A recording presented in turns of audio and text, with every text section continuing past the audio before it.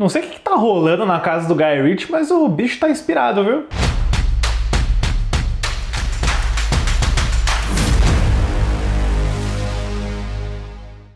Olá, fãs da Sétima Arte, meu nome é Lucas Nascimento e esse é o Lucas Filmes, e hoje eu tô aqui para falar sobre O Pacto, Guy Ritchie's The Covenant, novo filme de guerra do Afeganistão que vai chegar na Amazon Prime amanhã. Mas antes, eu pedi para você curtir esse vídeo, se inscrever no canal e ativar o sininho para não perder notificação dos próximos vídeos. Gente, eu fico impressionado em como o Guy Ritchie é uma máquina de trabalhar, de produzir, de escrever, de filmar, porque a gente tá em 2023, a década nem chegou na metade ainda, mas o Guy Ritchie já tem tipo uns 6, 7 filmes lançados em produção. Só nesse ano ele já lançou Esquema de Risco lá em janeiro, que eu comentei aqui no canal. Aí agora tem o The Covenant e ele já filmou outro filme, um filme de guerra com o Henry Cavill, e já tá na pré-produção de um outro filme com o Jake Gyllenhaal. Então, quando o Guy Ritchie termina um filme, ele já vai para outro. Ele ainda tem o Hércules live action para fazer na Disney, mas Aladdin 2 não, né? Não é à toa que todo mundo quer trabalhar com o Guy Ritchie atualmente, né? Ele deve ser um cara muito profissional, ele entrega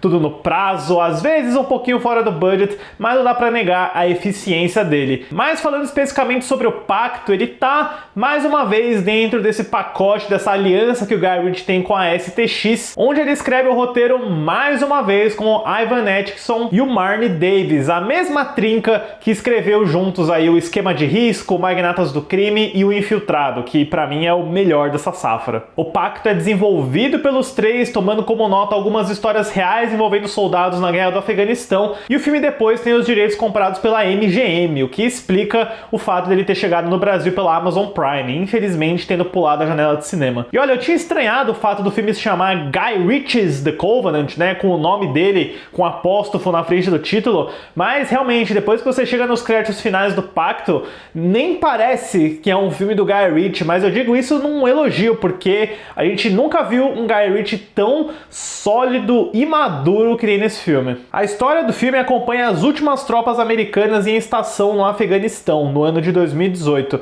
O sargento John Keeley, vivido por Jake Gyllenhaal, recruta o intérprete afegão Ahmed, vivido por Dar Salim, para acompanhar seu pelotão em uma busca por armas no território. Quando o pelotão é emboscado, John e Ahmed precisarão se unir para sobreviver. Apesar do cinema de guerra ter várias possibilidades de abordagem, eu mesmo comentei sobre o Dunkirk algumas semanas atrás, eu particularmente nunca fui tão interessado pelos filmes de guerra do Afeganistão que a gente viu em massa, em grandes quantidades nos anos 2000. Eu acho que ainda é um evento muito recente, muito unilateral e que eu consigo contar nos dedos, assim, filmes de guerra do Afeganistão ou do Iraque que eu achei realmente interessante, né? Especialmente os dois que a Kathryn Bigelow fez. Um dia eu ainda pretendo trazer pro canal porque, por algum motivo, todo ano parece que eu falo de algum filme da Kathryn Bigelow, né? E eu definitivamente fiquei curioso quando Guy Ritchie, né, que é um cineasta tão britânico, entra para fazer um filme sobre essa guerra que é essencialmente americana. E eu fiquei bastante surpreso, porque a gente conhece o estilo do Guy Ritchie como sendo algo mega estilizado, com bastante humor negro, com uma trilha sonora bem presente,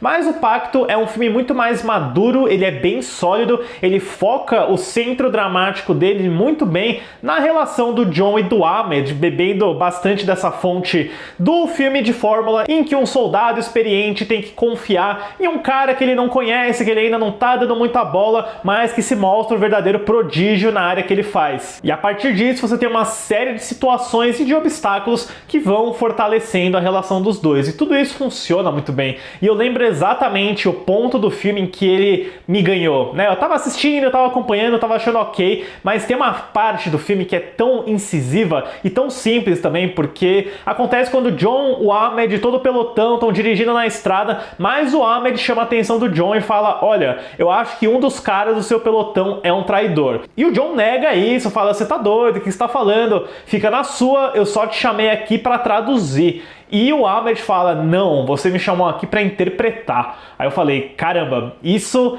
resume muito bem as relações e o sentido desse filme, né? Não é só uma relação puramente de idioma, mas sim de entender a realidade daquela situação, daqueles personagens, do ambiente onde eles estão. E eu acho que o roteiro do Ritchie, do Atkinson e do Marnie consegue fazer isso de uma forma bem eficiente, é formulaico, como eu disse, você conhece as convenções dessa história, mas é muito bem executado. E eu fiquei particularmente surpreso surpreso, porque eu não tinha visto o trailer, eu não tinha visto nada sobre esse filme, mas aí, pra minha surpresa, quando eu peguei o trailer aqui pra colocar no vídeo, eu vi que ele praticamente detalha tudo, né? Então assim, tá no trailer, não é um spoiler, mas você tem 1 hora de filme toda estacionada no Afeganistão, bem centrada no conflito, nas fugas, na batalha, e quando você chega nessa 1 hora de filme, ele meio que acaba, e aí você corta pro personagem de Jake Gyllenhaal de volta nos Estados Unidos, enfrentando a burocracia do governo americano para tentar entender o que aconteceu com o Ahmed, porque chega num ponto em que o Jake Gyllenhaal é severamente ferido,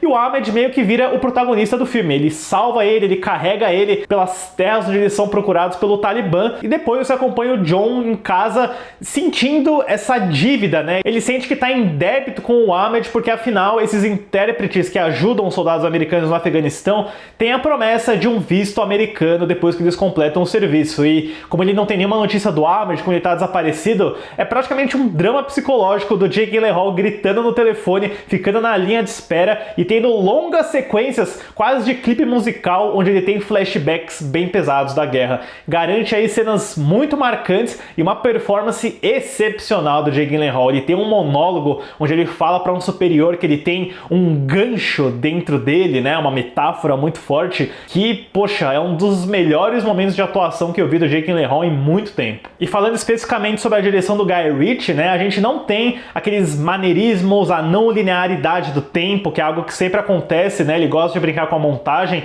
Eu acho que a única coisa Guy Ritchie que tem nesse filme é a presença de alguns letterings que aparecem abruptamente para explicar o nome de um personagem ou algum termo tático de guerra. De resto, é uma condução mega madura, muito sólida, que tem essa direção de fotografia fantástica. Ele captura muito bem as paisagens, os ambientes, a forma como a luz também conta a história para os personagens. Tem um momento muito bom, muito sutil, em que o John e o Ahmed estão conversando numa sala e a luz começa a piscar, né, meio que sugerindo aquela instabilidade entre os dois, e até pela escolha de movimento de câmera, de zoom, de afastamento que ele faz nos diálogos desses dois. E, né, sem entrar em spoiler, mas uma das últimas cenas do filme que envolve a relação desses dois personagens é demarcada pela cor vermelha de uma forma muito bonita e meio que resolve todo o conflito do filme ali. Fiquei impressionado com a direção do Guy Ritchie nesse filme. E também preciso elogiar bastante o ator Dan Salim, que eu não conhecia. Eu acho que a gente só viu ele em papéis mais coadjuvantes em Hollywood,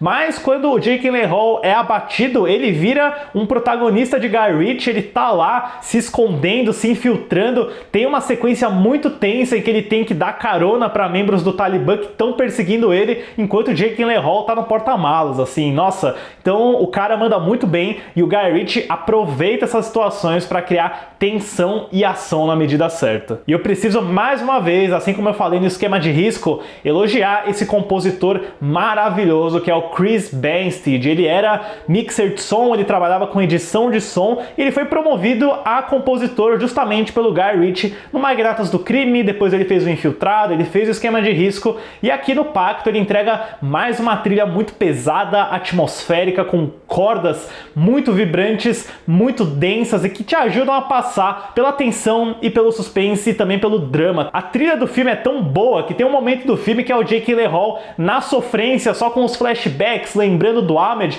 e é só a trilha do Banstead que tá tocando de fundo. Eu repito, o Guy Ritchie é muito bom pra descobrir novos compositores. Olha, que baita surpresa esse Pacto aí do Guy Ritchie. Ele parece, na superfície, só mais um filme de guerra do Afeganistão, sem muito a oferecer, sem muito ao que falar. E eu até acho que o filme resolve algumas coisas meio rápido demais, meio fácil, principalmente no terceiro ato, que entra o Anthony Starr, o Homelander aí do The Boys, num papel bem discreto, mas interessante. Mas no geral, eu acho que o que vale o Pacto é essa relação muito bem construída de lealdade, de amizade, de honra entre esses dois personagens, do Dan Salim e do Jake Gyllenhaal, que realmente me impressionou bastante. Para o Pacto de Guy Ritchie, eu dou uma nota 8. O filme vai chegar no catálogo da Amazon Prime amanhã, então deixem aí nos comentários o que vocês acharam desse novo Pacto e também, seus destaques aí da carreira do Guy Ritchie. Certo, pessoal? Obrigado pela visita e até a próxima sessão.